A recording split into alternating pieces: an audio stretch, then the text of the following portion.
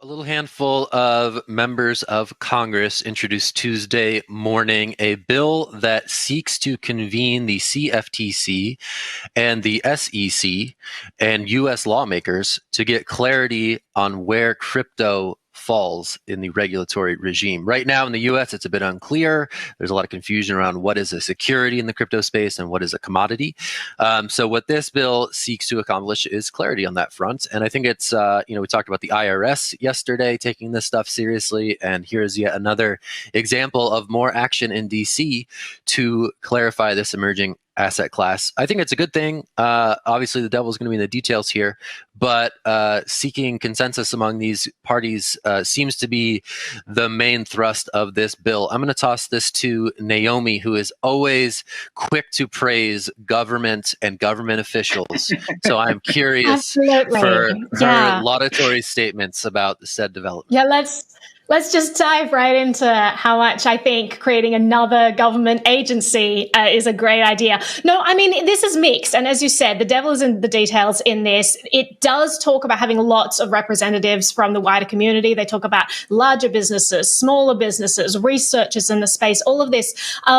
This could go so many different ways. If they actually get genuine feedback for people in the industry, it could be a good thing because you have different regulatory bodies right now that are kind of clashing against each other. Meanwhile, people in the space who are using this stuff, building businesses, don't know which way to look because one government agency says, well, we're saying that this is a security, and the other is saying, well, this is a commodity, and the other is saying, well, this is a currency, and they're all these different, opinions that are getting thrown at us. And meanwhile, businesses are saying, we have no idea what you want from us, and you have no idea what you're talking about as well. So definitely anything that encourages government agencies to learn more about this, learn about the people in this industry. I mean, the name of the bill sounds nice. It's all about like innovation and supporting innovation. But I mean, that's what they did with the Patriot Act, right? They create a nice name for something and it ends up being a nightmare. So we'll see what happens. I'm cautiously optimistic, but I may take that back as soon as we get details of this because it could be a total nightmare. Ben, what are your thoughts?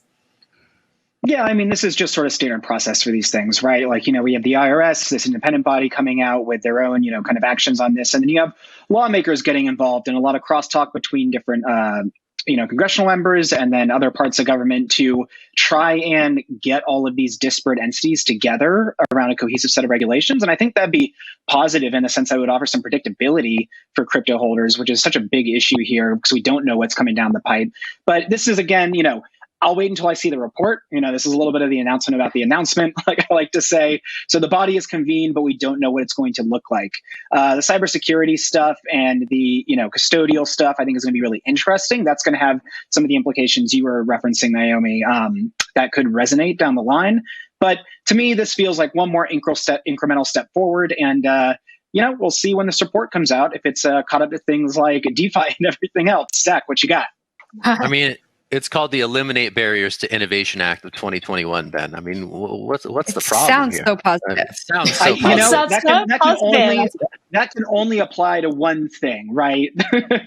We've never heard that kind of bill name before. Yeah, the Lawful Access to Encrypted Data Act. I mean, it's lawful. It says it right there in the name of it. It must be good. Or the Earn It bill, good. Which is explicitly to stop, children getting hurt. Who could hate anything that stops children? No, they always create these wonderfully noble sounding things. I think it was Snowden who said that anytime you have a great name of one of these acts, look deeper because it's probably horrendous. So although this does talk about eliminating barriers to innovation, I really want to love this. And they do talk about all the different representatives, but they also say that just to start off with, the group would just consist of people from CFTC and the SEC. So how long it's going to take them to actually get feedback from the wider community? Is this just going to be an unending just a government bureaucracy? And then maybe they might occasionally ask opinion. Like that's very different to actually having an entity that is comprised of lots of different members from the wider community. So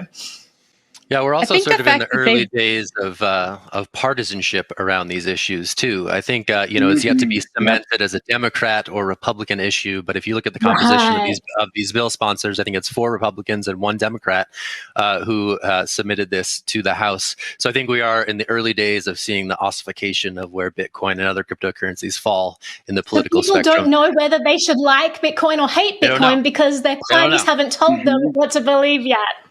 I don't know what to think. I Ben, mean, I saw your hand shoot up. Yep. Yeah, we covered this. So, like, in the before times before a pandemic, CoinDesk went down and covered, the Democratic primaries in Charleston. And so I was on the ground there and talking to voters, and, they were fairly actually somewhat knowledgeable around what was Libra at the time and were distrustful of that, given it was coming from Facebook, but also were interested in the idea of digital currencies and CBDCs. But they had signaled, and they told me explicitly, they really hadn't heard anything from the candidates about this. And so, Naomi, to your point, they hadn't really made up their mind. And so, if that kind of downstream educational aspects and the signaling can start to occur here, sure, we're going to see kind of like tribal political warfare around it, but it might give people more of an idea of what they should be getting involved in. I think the fact that they've acknowledged that they need input from the larger community is a step in the right direction. I have to say, I was really happy to read that they're going to have all these different representatives involved. I don't know at what stage down the line, but I think it's a good step that they finally acknowledge that is needed.